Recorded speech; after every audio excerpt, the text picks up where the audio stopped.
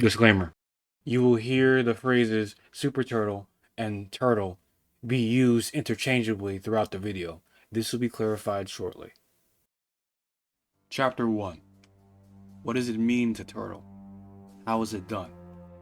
Funnily enough, turtling is a strategy that isn't limited to Halo Wars. It is a playstyle in RTS games that involves a group of players playing defensively. Now, in the context of Halo Wars, turtling occurs when a team of at least 2 players control a portion of the map with their units, while their adversaries attempt to crack the metaphorical shell said defensive team created. Essentially, your team's win conditions is to drag out the match by mentally exhausting your opponents with an impenetrable turtle shell. This strategy flips the normal win comms of a Wars game on its head, because the whole point is to destroy all the opponent's bases, not tease them that they won't with yours. Overall, the real benefits from this playstyle are highly veteranized units and max score. Drawbacks from this playstyle are setting up and time. This strategy can be broken down to 3 playstyles, which vary depending on the map. That being the Super Turtle, the Turtle, and the Siege, each having their own respective ups and downs. Let's start with the normal turtle. The turtle is vanilla as it gets. Turtling stems from holding the walls on Fort Dean and Glacial Ravine, or not letting your opponents pass on the docks. I listed these 3 maps in particular because this is what most people think of and perform when trying to turtle. This type of playstyle gives both you and your adversary the most amount of space and bases to work with. Holding the wall on Fort Dean, for example, means the opponent has the other half of the map to themselves, making this playstyle a safe one since your team also has half the map too. Due to both teams having at least one expansion base to work with, it's safe to say their ups and downs cancel each other out, making this playstyle rather neutral. Super Turtling, or the TREW Super Turtle, is the most difficult and rewarding turtle to pull off and my personal favorite out of the bunch. Super Turtling consists of you and your teammates only having one base in close proximity to each other while the enemy has the rest of the map under their control. Super Turtling tends to take place on the concrete side of Fort Dean, the reactor areas of Frozen Valley,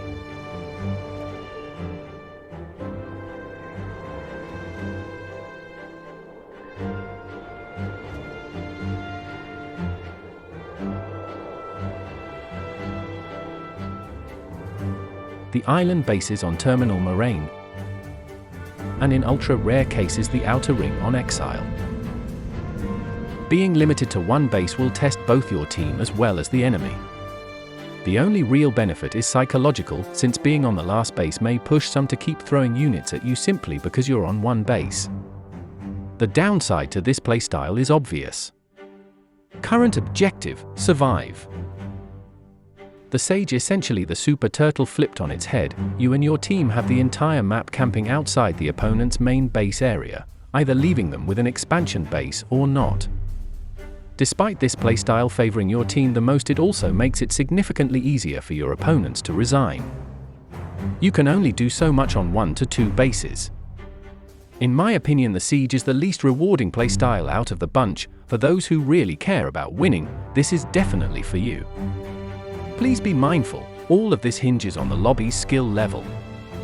The better the opponent, the more difficult setting up the turtle might be.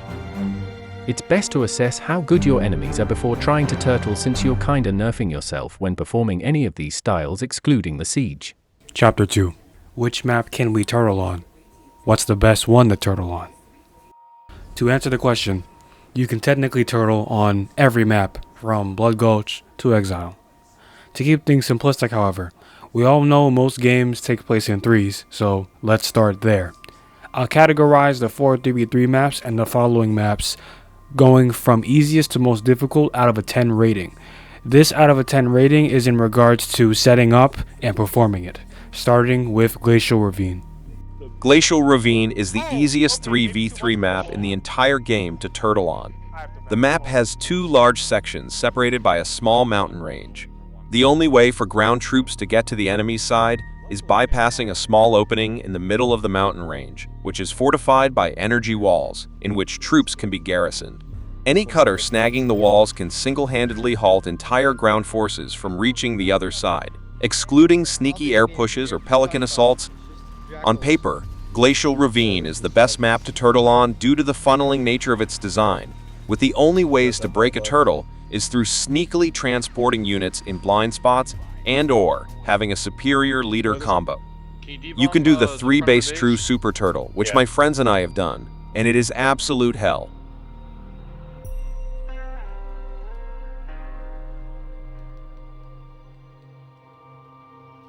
Come on, Scarab. Come on, Scarab. You gotta pop out. We need you. 1. Probably worse than Exile. Glacial gets a 10 out of 10 for a normal turtle, whereas it gets a 0.2 out of 10 for trying to do the super turtle. Next up, everybody's hood classic, Fort Dean. On the scale of easiest to difficult, Fort Dean lands in the easy category. Fort Dean is a fairly easy 3v3 map to turtle on.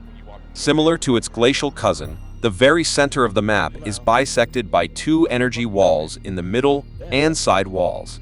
If all routes to the other side of the map are blocked by energy barriers, there is a teleporter on each player's side that can transport the player or the enemy to the other side of the map, allowing either player to gain quick access to their enemy's side of the map. Despite that option being viable, teleporting only works 1 unit at a time and can only work if the enemy isn't paying attention. Regular turtling here is way more forgiving than Glacial, since the cliffs on Glacial can be abused by scarabs and flying turnips, whereas on Dean, you need to get past the walls, then push past the bases in a timely manner. Super turtling on Fort Dean can be difficult to pull off, depending on how your team goes about it. Do you hold the walls then fall back? Or let your opponents press you? The choices Fort Dean gives is why it can be above Glacial Ravine. A downside for super turtling on the concrete side of Fort Dean is the base sitting above the watchtowers being susceptible to canister shell and locust overdrive fire from the bottom. Even the sides can be affected by locust overdrive fire at certain angles. You can super turtle on the grass side, however it won't be as organized in comparison to the concrete area. I haven't cover bombed yet. Time to do it. Yeah. I'd be fucking trying to cover bomb. You got cryo bomb. We got cryo bomb. Fort Dean gets a 8.5 out of 10 for the normal turtle and ranges between a 6.8 to a 7.5 for the super turtle. My personal favorite out of the bunch, Frozen Valley. Unlike Fort Dean, there are no energy barriers to stop massive ground assaults, just 3 open lanes of great distance between you and your adversaries. Trying the normal turtle on this map is extremely difficult and is not advised due to the sheer distance your armies have to move to hold a zone. Setting up is even more difficult since your enemies have a reactor, which makes some people much bolder to push you, which can dampen the mood if your defense is unsuccessful. This map forces your team to conduct the true super turtle around the reactor areas, which force your adversaries down 2 funnel paths, which in of itself is mildly more difficult to perform in comparison to Fort Dean. A trade-off for this is on both good and bad reactor sides. One of your teammates' bases by the cliff side can be harassed by a cliff scarab. Keep this in mind. While not the best map to turtle on, it's damn good pulling it off. Frozen Valley, a 2 out of 10 trying to perform the normal turtle, and it gets a 6.5 out of 10 when trying to perform the super turtle. For those who are madmen like myself and enjoy losing your sanity, let's take a look at Exile. Exile is the most difficult map to turtle on. With 4 bonus reactors available, you must control 3 of them if you even want a shot at performing the super turtle. Trying to turtle normally is nigh impossible due to the map geometry. You can effectively super turtle in the outermost ring, which grants either you or your teammates an extra base. The only saving grace super turtling on this map. It's very difficult setting up, seeing as if you hold all the reactors, your opponent might quit, or a plethora of other reasons. Simply because it's Exile. Definitely not the best map to turtle on, but in my opinion, the most rewarding 3v3 map to turtle on by far. Exile 1 out of 10 for trying to turtle normally, and it gets a 4 out of 10 for trying to super turtle. With the 3v3 maps out of the way, we are now on to the 7 2v2 maps, starting with the docks. The Docks is a rather large map, designed for 2 teams of 2 players, separated by a relatively massive building stretching across most of the length of the map. Performing a normal turtle on this map is rather straightforward. The only methods to break a turtle is pushing through the middle or a heavy air assault followed by a swift Pelican transport on the main base area. The Docks combines elements of Glacial and Fort Dean a bit, easy to turtle, somewhat difficult to break depending on the situation. Super turtling can be very difficult due to base proximity. I haven't tried this one yet. The Docks gets a 6.5 out of 10 for attempting a normal turtle, whereas it gets a 5 through a 7 out of 10 for a possible super turtle. While I've never tried the super turtle on the Docks yet, I can make an inference guess. It's kind of not too dissimilar from Memorial Basin, which I will touch on later, but essentially it's a double-edged sword on the enemy's proximity, since their base will be close to your 2 main bases. Although I don't know too much, but I think that it's definitely doable, so that's why I give it between a 5 through a 7. Next up, Terminal Moraine. Terminal Moraine is very peculiar. Super turtling on this map can be difficult trying to set up because you and your teammate want to turtle on the island areas, providing 2 extra mini bases towards your main base along with a bonus reactor. The timed light bridge serves a huge benefit, preventing ground forces constantly charging your base, only leaving you vulnerable to airwaves should you not have anti-air defenses. A double-edged sword said the aforementioned light bridge causes a time killer every minute. While it might be funny to see an entire army fall to the abyss, you might be waiting for attacks much longer than normal. Performing the regular turtle on this map will be strange. Will you leave your opponents the island bases and the 2 bases next to your mains? Sounds like a recipe to resign city. Terminal Moraine gets a 2.5 out of 10 when attempting a normal turtle, and a 5.5 out of 10 when attempting the super turtle. Now, on to Exile's little brother, Crevice. Crevice is Exile, but significantly easier to super turtle on. Still not a cakewalk, but very doable compared to its 3v3 counterpart. Super turtling on this map often falls back to the 2 free bases your team takes early game. Similarly to Exile, you must have at least 2 or 3 reactors, otherwise you're asking for a tougher time trying to set up. As for normal turtling, I'm personally not sure if holding the reactor bases on the outer sides counts as a siege. At that point, you would hold 4 reactors, making your opponents resign that much easier. I will not give a score towards the normal turtle part due to the map's design. Crevice, the first map on the list to not get a score in regards to normally turtling. However, it does get a 6 out of 10 when trying to super turtle. Memorial Basin, a map I just recently super turtled on, has an odd placement in regards to turtling. The only things between you and your opponents is a mini base, hill, and supply elevator.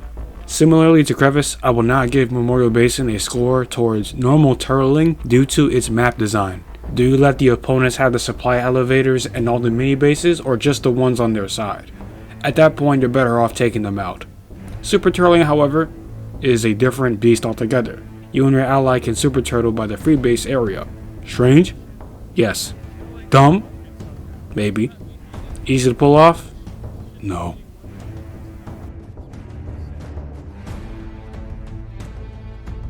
Memorial Basin gets a NA for normal turtling and a 4.8 out of 10 towards trying to super turtle.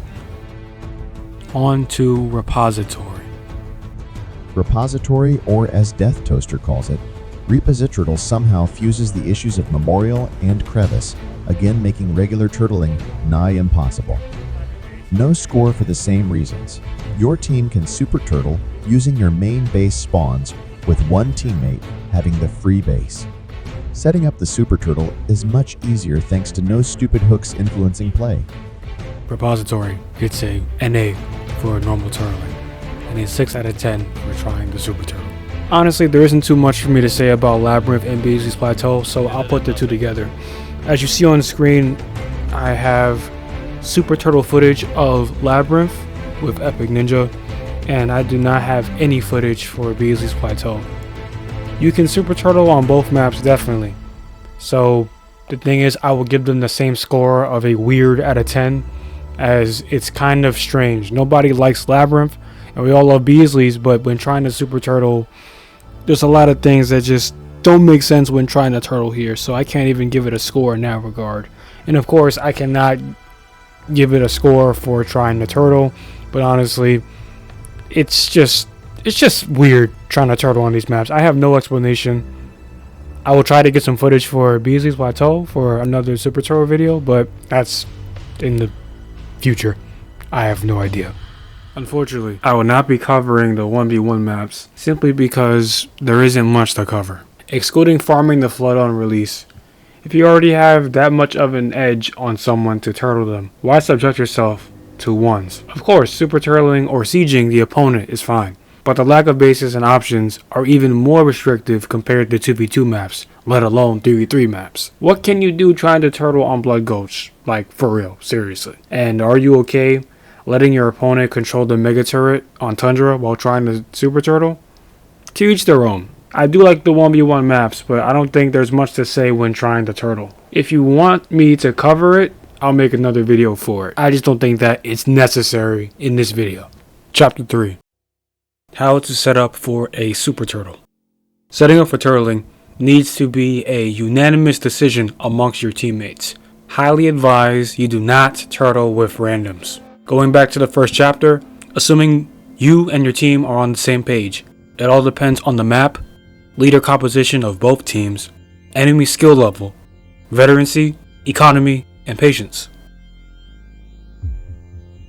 Knowing what map to turtle on can make or break a turtle game for reasons previously explained in the last chapter. Leader composition will be elaborated further in chapter 4. Enemy skill level, if not taken into account, means defeat or you getting turtle instead.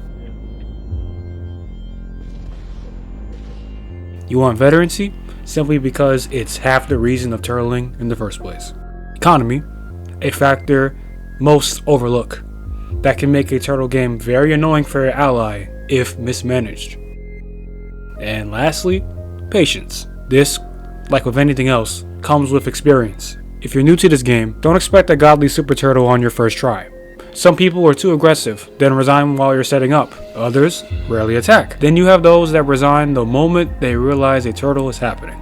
The game's Death Toaster, myself, and Team Respawn are a perfect storm of events. Luck is also a factor that is needed.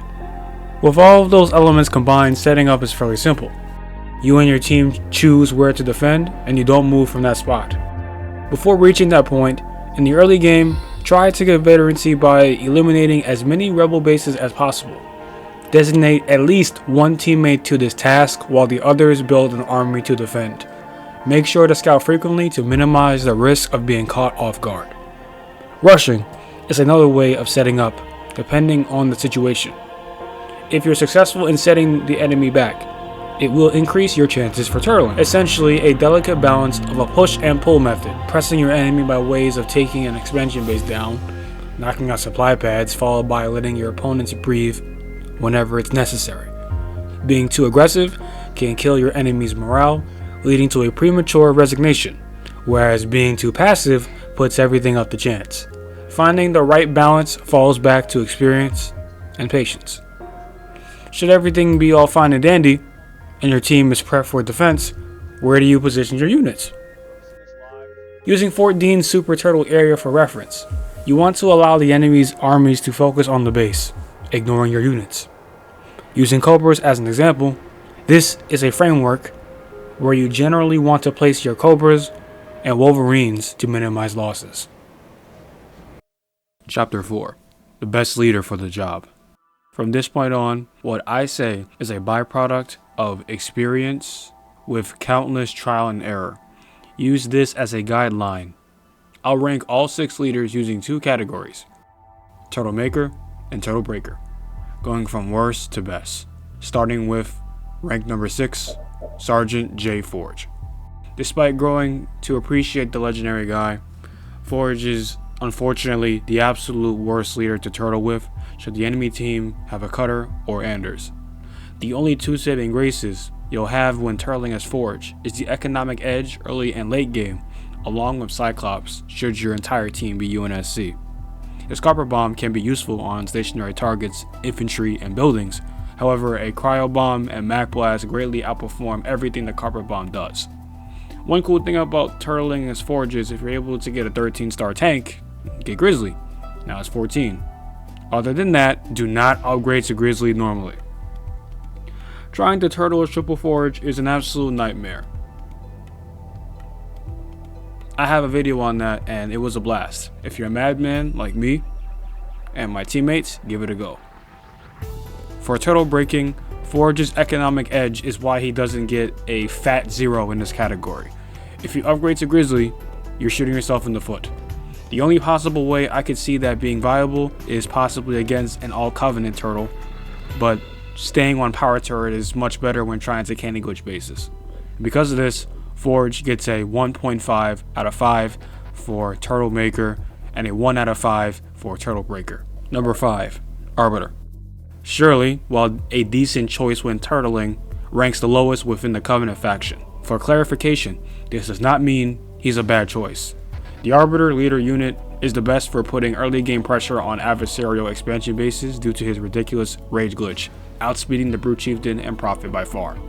He can multitask, getting veterancy, and being offensive. Once your team settles down in the turtle, a Ghastly Vision RB can be very useful in looking around the map if you're bored. The ultimate late game scout. When it comes to turtle breaking, Arbiter might be the best to do it out of the Covenant faction. Whether it's a turtle, or even better yet, a super turtle, dropping suicide grunts can create an opening your team can capitalize on. Whenever the enemy team has an Arbiter player, I'm always on the lookout for a secret 50 gold boom drop. It can really throw off a turtle game. For that, Arbiter gets a 3.5 out of 5 for Turtle Maker, 4.5 out of 5 for Turtle Breaker. Number 4, the Prophet of Regret.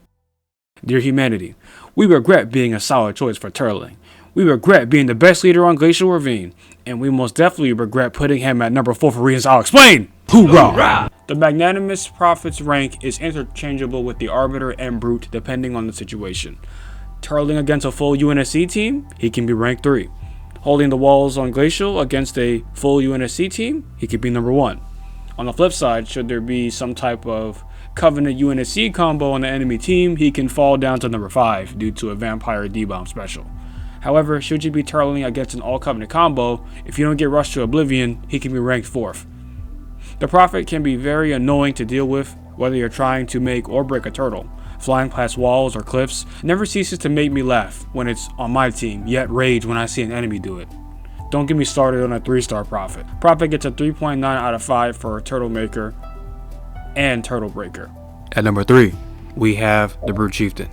Big Beef. Hands down the number 1 Covenant leader to have when trying to turtle.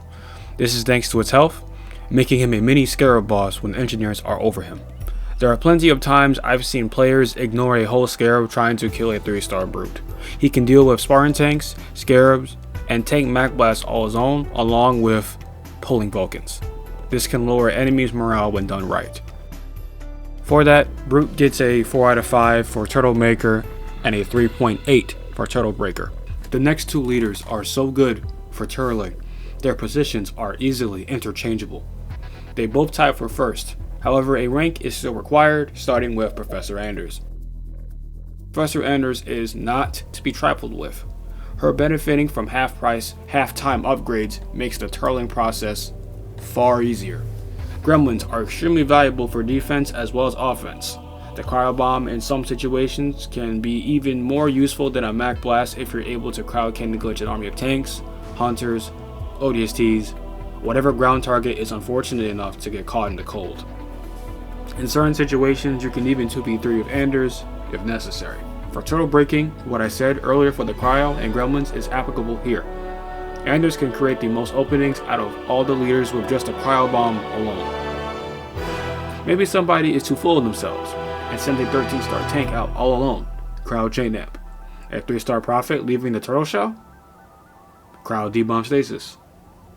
Successful in destroying an enemy's base while they're trying to do the true Super Turtle. Freeze the building base to increase the chances of your opponent being lost timered. For all of these factors, Anders gets a perfect 5 out of 5 for both Turtle Maker and Turtle Breaker. Cutter. Do I even need an introduction for this dude? Cutter straight up is the ultimate Turtle Maker and Breaker. I can only explain it like this. Don't like the way those vultures look? Mac. See an army pulling up to the Super Turtle area? Mac. Scarab? Mac. Want to scout? ODST. Don't want a Spartan tank to get stars? ODST. Protect your 13-star tank from an army chasing you? ODST. For turtle breaking, if you have 2 or God forbid even 3 cutters on your team and your opponents are trying to Super Turtle, just drop ODSTs, strip buildings, then 12 Mac the universal way.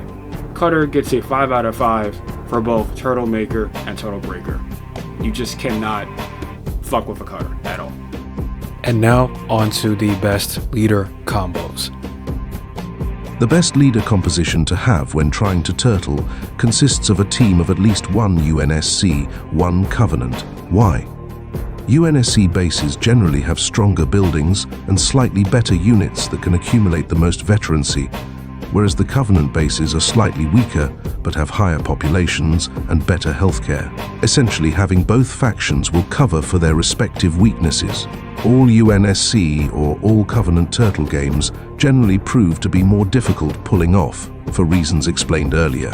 Hawks and ODSTs, for example, can rough up an all-Covenant turtle.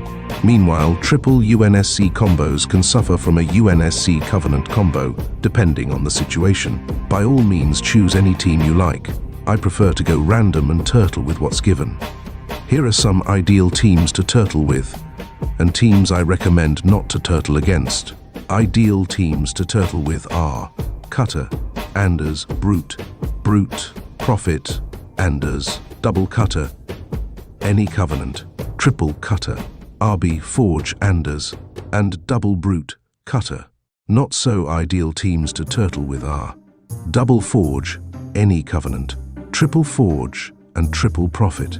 Teams that are extremely difficult to turtle against are Triple Cutter, Double Cutter, Prophet or Arbiter, Triple Prophet. If your team is all UNSC, Double Anders, Cutter, Double Anders, any Covenant, Triple Anders. Should your team be all UNSC without at least 1 Anders, Triple Covenant, when up against any team that has a Cutter and Anders at least. Whether a team is recommended or not, try any team you want to turtle with. This is all a guideline. Chapter 5. What units should you turtle with when super turtling? As you see on the screen, it really comes down to these set of units. Of course, you can read along as I explain why. So, Scorpion tanks for the UNSC is an absolute must build, and of course, Spartans are also another must build. The whole point of turtling is to get very high veteranized tanks, Wolverines or Cobras, preferably Spartan tanks. They do the most, they have the highest mobility out of the bunch and do the most damage. Not too much to explain, they do very diabolical work. Wolverines, regardless, you should have at least maybe 4 or 5. You never know when your ground forces are too strong and enemy makes a whole bunch of air. Very useful to have. Cobras are the quintessential unit when turtling. You can lock them down, put them somewhere, and they're not very micro intensive. Just hold down a zone. And when making a Vulcan, they're God basically. So arguably a must build, but it depends on the situation. And of course, these numbers vary. I included the Cyclops here because if you're Forge, it's also very useful to have. So make at most 5. As for the Covenant side, what should the Covenant build? The Covenant isn't, unfortunately or unfortunately, they aren't as diverse as the UNSC on this part. As you see here, the leader, whether it's a Brute Chieftain, Arbiter, or Prophet, you must build them. You want to star these guys up because you might be bored. So just get that for 3-star Brute, Arbiter, or Prophet running around. It'd be very annoying for your enemy to deal with. Engineers are an absolute must build. If you're a Covenant, You doesn't matter whether you're all Covenant, UNSC, it does not matter. You must build engineers. I cannot emphasize this enough. You need at least 15 to 20 at least. These will keep your base alive. There are so many games where if we did not have a Covenant, our base would have just been destroyed and we could have been lost timered. Engineers in general are very, very, very useful in keeping veteranized units alive, whether it's a Scarab or Spartan tanks. Speaking of Scarab, the Scarab is optional. If you want to build it, it's fun. Kind of like Cobras, you can kind of sit it somewhere and it'll shoot from a range. Very good. And Vampires are optional. I don't have too much to say for Vampires. However, they're very useful against air if you're dealing with more than one Covenant. If there's an enemy Prophet that you have a problem with, Vampires are a must build, even if it's just one. Chapter 6. How to break the turtle. 2 out of the 3 turtle strategies give you a shot to win. Those are the turtle and super turtle. It is of paramount importance your team is on the same page. Without that key component, consider all 3 turtle strategies invincible. There have been games where I've been up against heavily fortified opponents facing 11-star and 12-star tanks, yet still felt confident about winning. However, success often depends on your team's coordination. In some cases, it was just me and a friend, teamed with an ally who either kept recklessly attacking or seemed to be playing their first video game ever. When your team isn't on the same page, the chances of breaking through a turtle strategy drop significantly. If you're paired with a random teammate who shows promise, try to communicate with them. Some players are open to learning and adapting mid-game, and this can even lead to forming friendships. However, if your attempts to collaborate fail and your ally continues to throw units away, it's better to resign. There's no shame in cutting your losses. Starting with the normal holding the wall in Fort Dean/Glacial turtle. How do you crack this shell? The benefits from being normally turtled, as said earlier, stem from being allowed half the map to yourself. An unwritten rule when being turtled is to not be the guy who has 6 bases to himself. You're killing the team's economic and unit production. On the flip side, don't be limited to 2 bases either. If possible, you're killing your own economic and unit production. Dedicate at least 1 or 2 supply bases to maintain eco. Have at least 1 base for unit pumping to maintain large waves to harass bases like all summits or vehicle depots. Works for breaking both turtle strategies. If a cutter holds the wall and you have a UNSC player on your team, time a disruption bomb and kill the ODSTs in the wall. Be mindful, ODSTs can be dropped not too far from the area and put back in. Depending on the situation, be mindful of your enemy team's composition.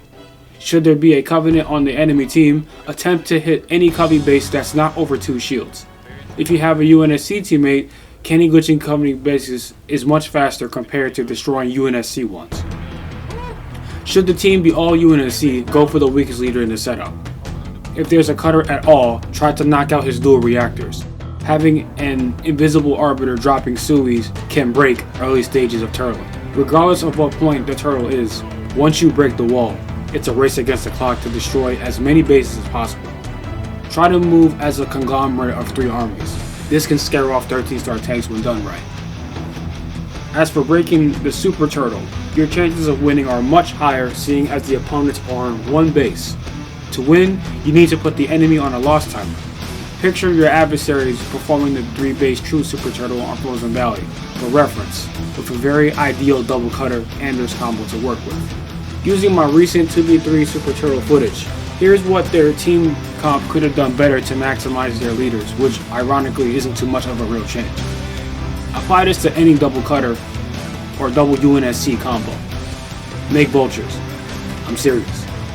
Anything above 6+ vultures mega barraging a UNSC base, followed by a MAC or even a carpet, will outdamage 20 engineers healing the base. Once the base is destroyed, if possible, drop ODSTs to destroy the building base to slowly decrease the loss timer. And if absolutely necessary, cryobomb the building base, as this can stall for a decent time. Should you put the enemy on a loss timer, keep in mind their team will send some units to knock out a base or 2 you've managed to take. Develop countermeasures like setting up Cobra lines if you're dealing with 12 or 13-star tanks, for example. Now, why is there no way to break being besieged? If you're being reverse Super Turtle in this manner, you might as well resign. At least with the normal turtle or Super Turtle, your team has some type of advantage, i.e. multiple bases. While not completely impossible to overturn, the chances to win are vastly diminished. Think of it this way. To quantify your chances of victory between the 3 turtle strategies in percentages, I would say you have a roughly 45 to almost 50% chance to break a 3-base true Super Turtle, a 30 to 40% chance to break a holding the wall / zone normal turtle, and an astounding 2 to 5% chance of breaking the siege. Please keep in mind, these are general strategies to look into. There are plenty of other ways to put pressure on somebody who has the least amount of veterancy, or other factors that I might have missed. Please include that in the comment section down below. Chapter 7. Questions. With everything said in this video, surely there are some lingering questions about some things that I possibly missed. Can you do all of this in deathmatch / reinforcements? For deathmatch, yes. Reinforcements, no. Why? Deathmatch gives everyone everything off rip. Max upgrades and 15,000 resources. Speed running the first half hour of a standard game. Turtling is possible, since the only real crutch is the base equaling population. 2v2 games on 3v3 maps would make the most sense in order to maximize crazy populations, other than that it's difficult, but very doable. Reinforcements like the IRS take your money in timed intervals that make economy building utterly impossible. You can't make what you want, normally excluding Spartans and engineers. And if you lose all your bases, there's no lost timer. You're out of the game. Why do you differentiate between turtle, super turtle? I compartmentalize the two because of the innate differences between the 3-base true super turtle and holding the wall on Fort Dean / controlling the middle on the docks. My interpretation is simply this. Having half the map is like a turtle guarding something, out the shell and all. 3-base super turtling is that same turtle pulling back to the safety of its cozy shell. There, ya go. I understand if you disagree. There's at least 2 playstyles of turtling. Being the aforementioned super turtle in Siege. The enemy has highly veteranized units. What should my team do? While it may be contradictory, veterancy matters and doesn't matter. This falls back to leader composition and how overconfident your enemy is. 13 star power turret tanks can't do anything to an army of gremlins, cryo bombs, 12 vultures.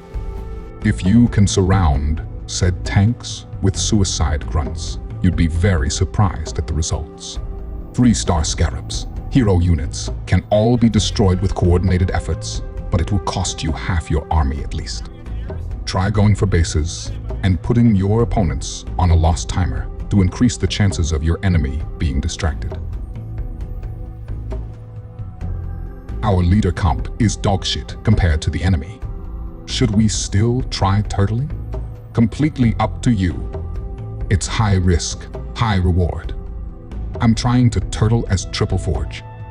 How exactly do I get veterancy? Simply go to a rebel base, destroy all turrets and watchtowers and rebel infantry. Rinse and repeat. If you want to learn more, there are 2 video links in the description. What's a Vulcan? It's a stack of cobras using a Pelican transport glitch. I also have a video if you're curious.